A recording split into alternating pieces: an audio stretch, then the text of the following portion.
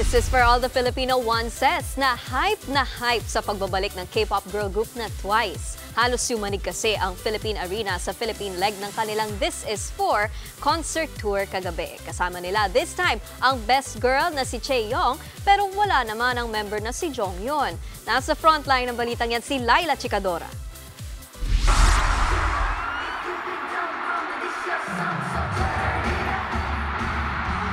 Dumagundong ang Philippine Arena sa hiyawan at sigawan ng Filipino onces sa pagbabalik ng K-pop girl group na Twice sa Pilipinas.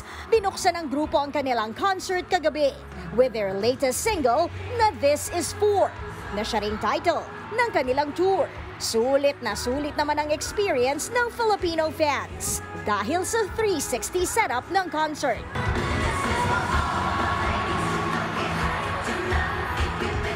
Absent man sa concert ang Twice vocalist na si Jonghyun, Filipino onces did not let that have them feeling low.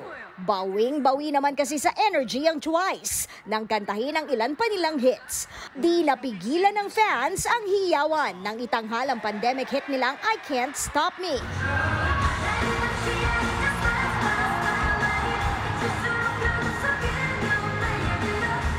Ang classic Twice song na Fancy.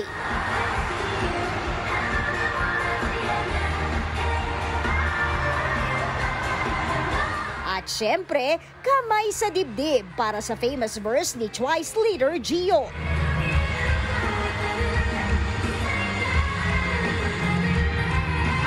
Kanya-kanyang solo performances din ang 8 present members.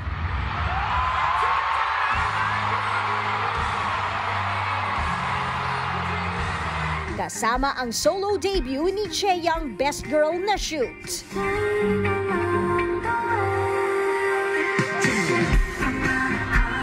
Ito na ang ikatlong beses na nag-concert ang Twice sa Pilipinas.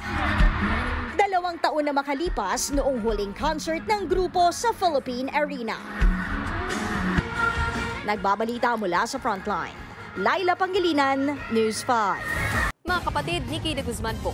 Para sa mga impormasyong dapat ninyong malaman, mag-follow at mag-subscribe na sa social media pages ng News 5.